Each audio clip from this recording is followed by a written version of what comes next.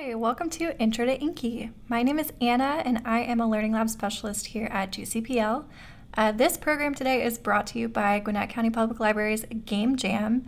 For more information about the Game Jam, how to submit your games, and how to participate in game development programming at GCPL, please visit the link on the screen. So, what is Inky? Inky is an editor software that allows you to write, test, and play narrative for games written in the open source language Ink, created by the company Inky. If that sounds a little confusing, that is okay. I will show you everything you need to know to get started. So you might wonder, what is the purpose of creating interactive narrative? Interactive narrative in and of itself can be a game. So think of text-based RPGs, choose your own adventure games, kind of like Spider and Web or The Dream Hold. Those are games in and of themselves, and they are just text that you click on and you type things.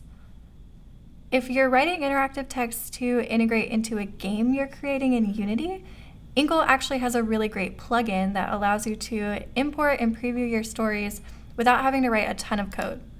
For an example of how an entire game can be created with Ink and Unity, check out The Intercept. That is a game that Inky created in just a couple days for a game jam.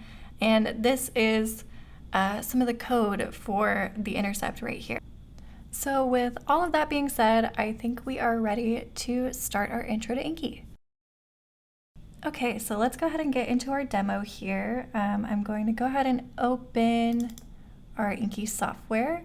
And that's going to give us this window right here. I'm going to explain a little bit about what we're seeing on our screen here, the sort of functions of the software, and then from there we'll write a little bit of interactive narrative. So you can see when we open up our software for the first time, we get a sample dialogue. Once upon a time, there were two choices, there were 4 lines of content, they lived happily ever after. And over here, we can click on our choices. So the left side of our screen is our editor. This is where you're gonna write your text. It's where you're gonna do all of your coding and all of that. And then on the right side of the screen, that's where we can interact with it in real time. Because this is an IDE software, it does all of this in one, which makes playtesting, debugging, things like that a lot easier. So I personally think that the easiest way to show some of the basic functions of this software is for me to just start writing something, and then we will talk about formatting as we go. The main terms that we're going to learn here are choices, sticky choices, knots, diverts. We might talk about stitches, and all of these I'm going to talk about throughout our whole little tutorial here. And then there is so much more that you can do in Inky than I can teach you in this very short video. So if you get really into it, at the end I will show you where to find more information. So yeah, let's go ahead and start out. I'm just gonna make this window a little bit bigger here. Cool, so let me delete what we've got in here. And we're gonna start out by creating a knot, which is formatted like this. So it's gonna be 3 equal signs and then the name of your knot. So I'm just gonna put knot name for now. Oh, well, it's got a K in it. That's fine. I meant to do that. And then you can put 3 equal signs after it. You don't have to, but for me, it kind of helps, break it up nicely. So I'm actually gonna start to write a real story here so that hopefully we have something cool by the end of it. I'm kind of feeling like the vibe of this game is gonna be like camping trip turns spooky, maybe murder mystery. And we wanna start our story with some kind of setup. So I'm actually gonna name this knot intro. And this is where we'll sort of write our intro text here. And you can see Inky is already giving us an error right here, expected at least 1 line within the knot, but saw end of line. So basically it's telling us right now, hey, you've got a knot and you've got no content in it. So as you go in Inky, it's gonna tell you whenever there's an error, whenever you're running out of lines, whenever it notices that there's no like end point, it's going to tell you in these little error sections up here. So right now that is a very understandable error. We'll keep going. Now, if I were to start typing my story over here, you can see that the only thing in our preview over here says end of story. We're not seeing the text that I have typed here, and that is because we need to create a divert at the beginning to tell our program where to start. So things won't start unless you divert to them first. So we're going to move that knot down a little bit, and we're going to create a divert. So the way to do that is you make a little arrow like that, and then we're going to pick the place that it diverts to, and we're going to click, because I've called this first knot intro, that's our divert target right there. So now if I type some things right here, it's going to show up in our preview. Let me delete that. And I'm going to put a little space in between those just to kind of separate it. Inky doesn't really care if you do like extra spaces or indentation. That doesn't really matter to it. That is really for your own like organizational purposes. And you'll start to see as we go along that you will need to stay a little bit organized because it gets kind of confusing the more that you type. So we've got our divert, we've got our first knot. I'm going to go ahead and add a done divert now to kind of close out our section so that if we end up jumping back and forth between knots, we know where this one finishes, and anything that we want to add within this knot, we'll make sure to type within that sort of parameter. So I'm just going to create another divert here with that arrow symbol, and we're going to do done. So that's an Ink keyword that sort of ends a section for you, and that'll take you to the end of the story. This knot probably will not finish our story necessarily, but it's good to have it there just to kind of keep yourself organized. So now that we've kind of got our beginning formatting ready to go, I can start writing some action lines that'll set up our scene, and this will lead us to our first choice. So I'm gonna say, you're on a camping trip with your 3 best friends. We will call them Sam.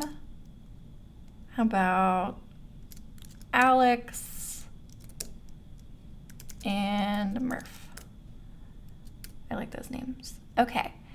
Let me write another little bit of dialogue or intro here, and then we'll move on a little bit. We're gonna fast forward through it so you don't have to watch me think about every line.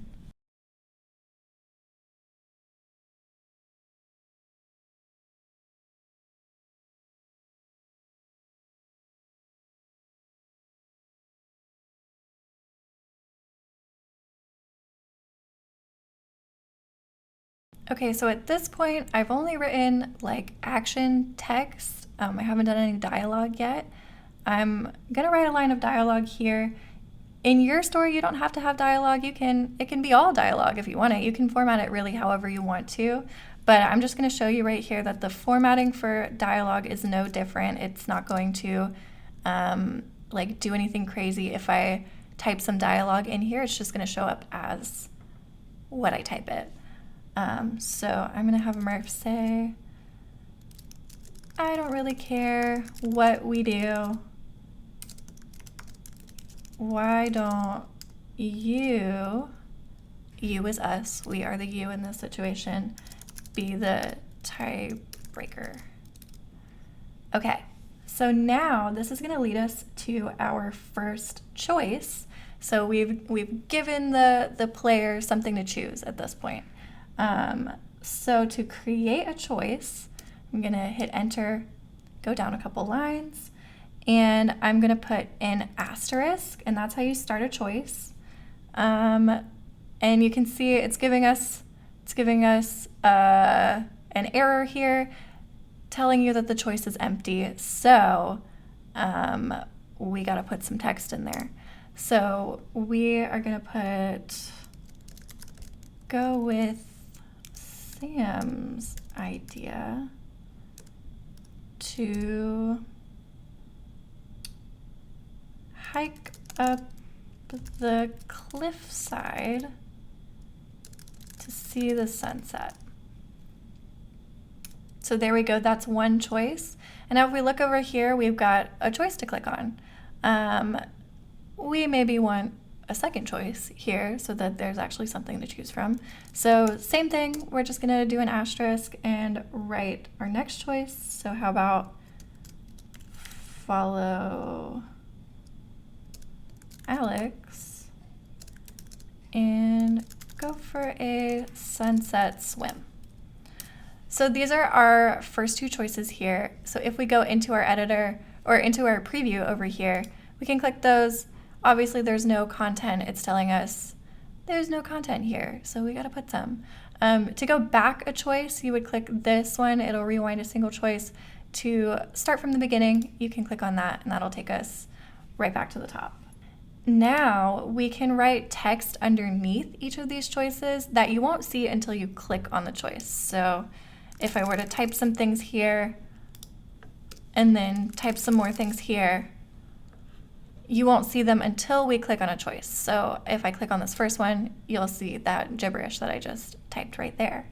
So now, because the story is going to be a little different based on the choice that you choose, you can go ahead and pick one and start writing some content underneath that. Then once you finish that up, then you can go back to your original second choice and write some content underneath there.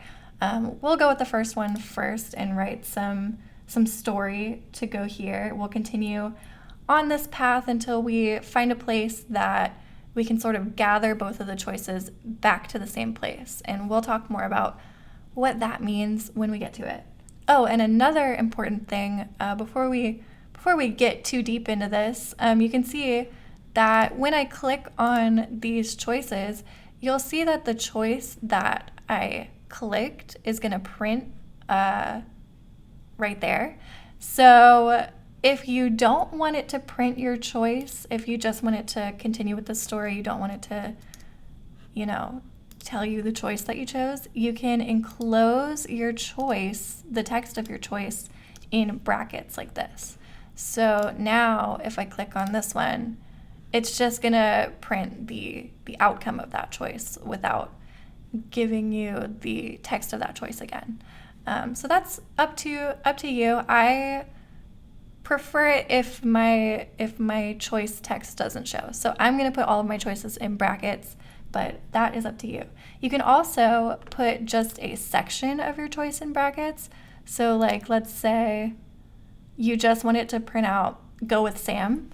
You can put everything else in a bracket and it'll print out just go with Sam. So anything that you don't want to show, you can put in a bracket and it will not show after you choose the choice. So I'm going to go ahead and continue under this branch. That is what these two sections would be called after you go into choices. Now you're entering branches, and we're going to dive into this branch and write some narrative here.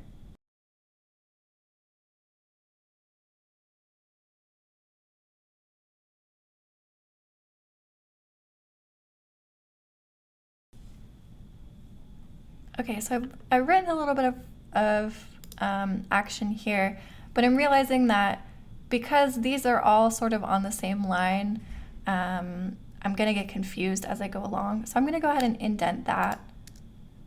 And then as we get more choices in here, they will be further indented. This just kind of helps you follow the path with your eyes as it goes down. So let's go ahead and continue with this, and then we will get to our next choice so we can see how nesting choices looks.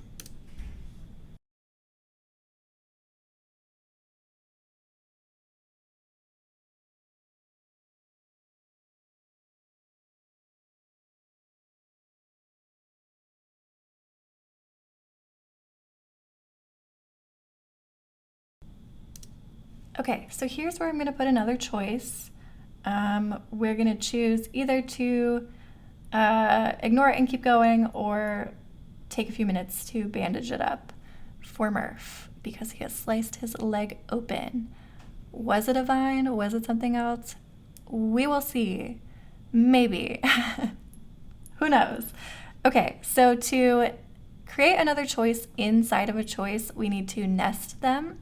So if I were to just put one asterisk here and create a choice there, you can see it's not going to show up right here. It'll actually show up in our original set of choices. So remember I said before, Inky doesn't care if you indent. It doesn't take that as a, like, I'm indenting because this is within this branch. It follows the what am I trying to say? It follows the formatting as it is programmed to follow. So to nest a choice inside of this one, we need to put 2 asterisks.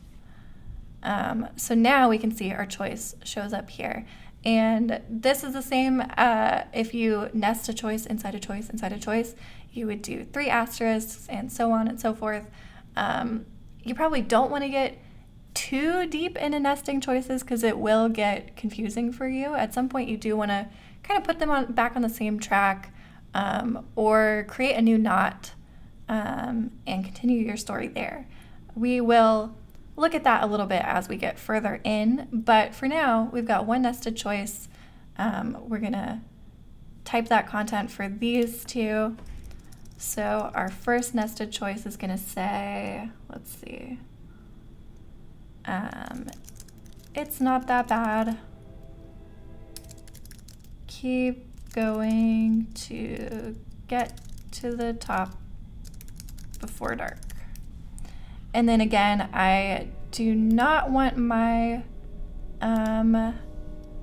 choice text to print when I click on it. Oh, somehow I have gotten rid of this one as well. So I'm gonna put it in the brackets. And then on the same line, we will make another nested choice and we'll say,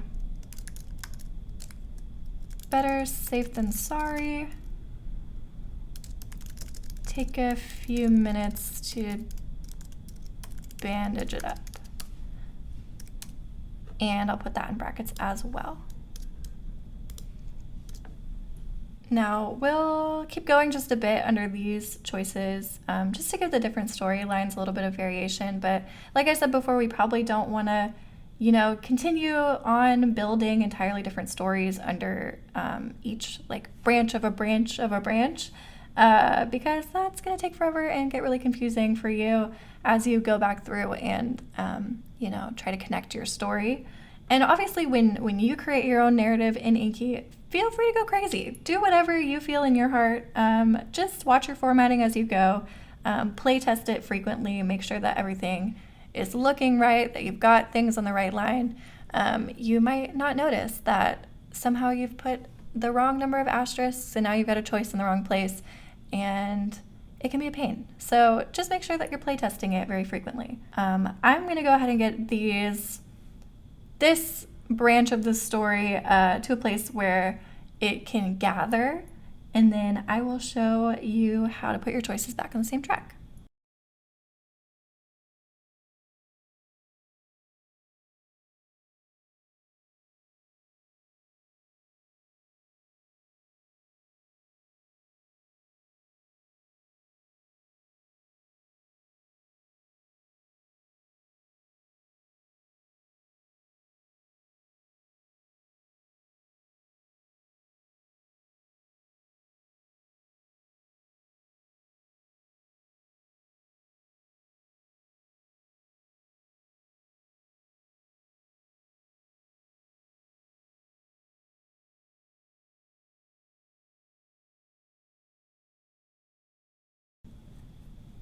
Okay, so now I have got them both in a place where these sort of mini storylines have happened, and then I want to send them back to the campsite. So I'm going to create a gather, and that is going to bring both of these choices together.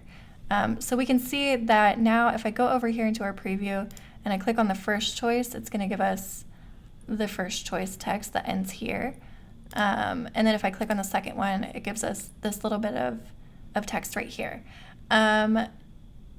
Because they're going to go to the same place, we don't need to keep going under these branches. We can create a gather. So to do that, a gather, typically it would just be the one dash and then write your text here. But this follows the same rules as our like choice branching.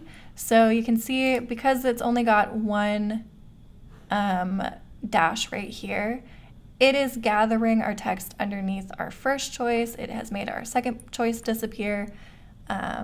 So we need to put a second dash there. Now we can see our second choice appears again. And then if I were to click on the first one, we'll see our text comes at the bottom of this one, and it comes at the bottom of this one as well. So whichever choice you choose, it will lead you to where it gathers. So our gather, we're gonna say, let's do something spooky. So a couple of coyotes howl in the distance. Are they coyotes? Who knows? Maybe they're not. Allie looks around nervously. And then let's have Allie get us back to camp. So she says, hey, it's dark now. Anyway, let's head back to camp. So that makes sense in both of our stories at this point. It got dark. Murph's leg is bleeding here. And then in this one, you took some time to patch it up. So now it's dark. So we can head back to camp. And then that is sort of the end of this little section that we've created here underneath our first choice. So I'm going to go ahead and put a done divert right here. This obviously is not going to be the end of our story, but eventually we'll go back through here and change this to the name of a knot, because after we work on our second choice in the story there, we will probably send them back to the camp too, and then have them meet back up and continue the story in a different knot. So we will leave that one alone for now. So I'm going to move on to our second original choice here. I'm going to write some stuff for this one, for this story, and then I'm going to find a place to put a sticky choice, and I will come back and show you how to format a sticky choice.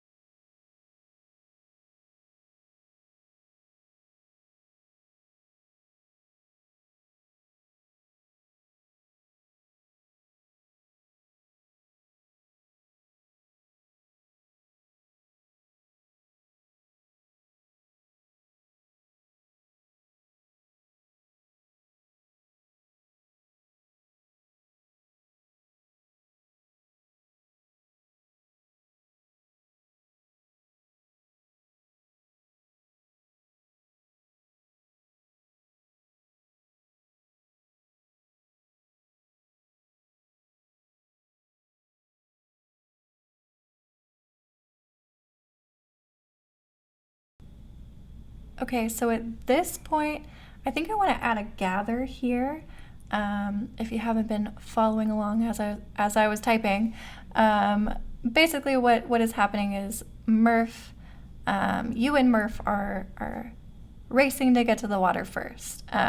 So in our first nested choice over here, you can push Murph out of the way and jump into the water first. So then there's a little bit of dialogue, and then Murph's about to jump in. And then under our second nested choice, we're letting Murph have his moment. He gets to jump in the water first, and then something's going to go wrong. But this was just sort of a little action before he jumps, and the main story of this choice kind of gets back to where it was going. So we'll put a gather underneath this one so that the story continues.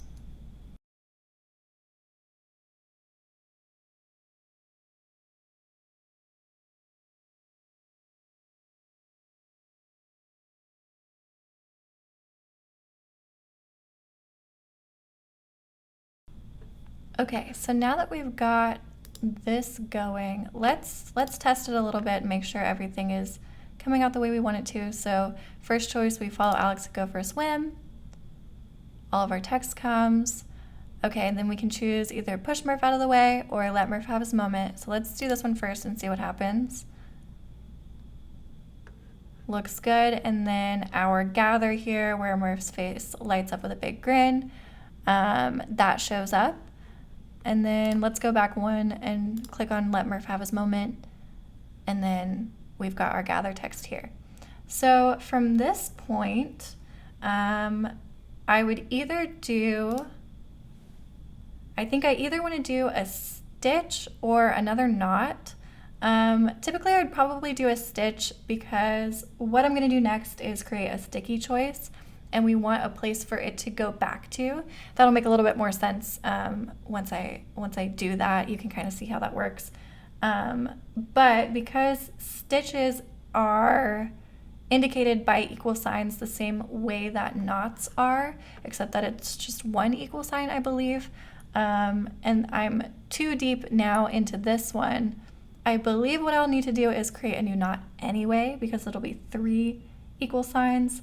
That's a little confusing. That is all to say that I'm about to create a new knot. So I'm gonna go ahead and make a divert here.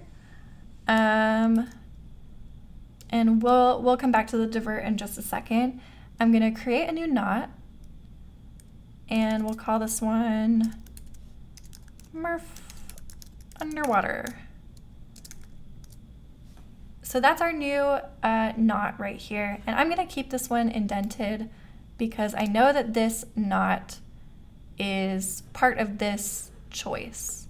So we have created a knot inside of our branch. It's all very tree themed. And now that I have a knot named, I can put the name of that knot next to our divert as our divert target.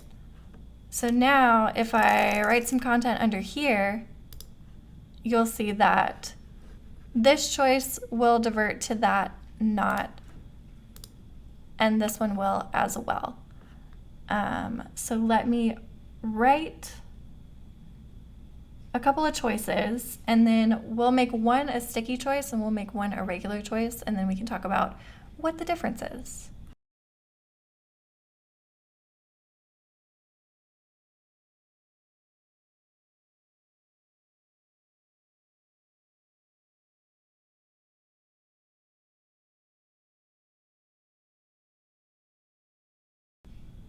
Okay, so now both of these choices are created and have something underneath them. We can see our first choice we made here, we did just the 1 asterisk because we are in a new knot, so this is not going to connect to our previous knot's first choices. And then this second one has a plus sign instead of an asterisk. So that's how you create a sticky choice. So a sticky choice basically sticks around until you choose it. So we can see that our first choice here, Murph doesn't resurface. So we are essentially guiding them to dive under the water and go rescue him, but we're giving the illusion of choice here. They can wait for him to come back up, but it's not gonna happen. So they will have to dive under the water. If we click on this first one now, that's it, that's the end of the story.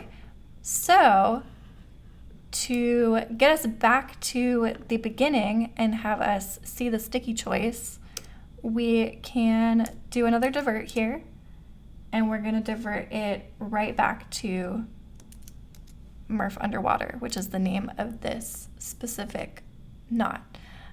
So now, if we click on wait for him to come back up, there we go, We get the text, you wait for a moment, Murph does not resurface, and now our sticky choice shows back up. So this is the choice we wanted them to choose. Now they essentially have to choose it.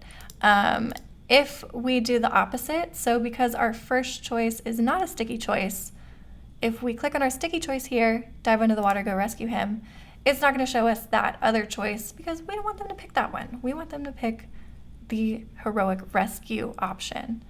I think that is where I'm going to stop for now. This maybe seems like a lot of information, but hopefully this is a good introduction to how to use the software, how to start writing your own interactive narrative in this software. It is not as hard as it seems, but Inky does get a lot more complicated from here. You can do a lot more complicated things. You can integrate it into Unity, like I said before. You can do all kinds of functions, really get into coding. It gets bigger and better from here. And what I would do from this point is, continue my story, finish out this knot and this section, and then create a new knot that goes with the rest of the story. And like I said before, change this done divert to the next knot, essentially. So just remember that everything that you write in here can be changed, reformatted, whatever you need to do as you go along. You might find that you need to reconsider your structuring as your story gets bigger and more complex.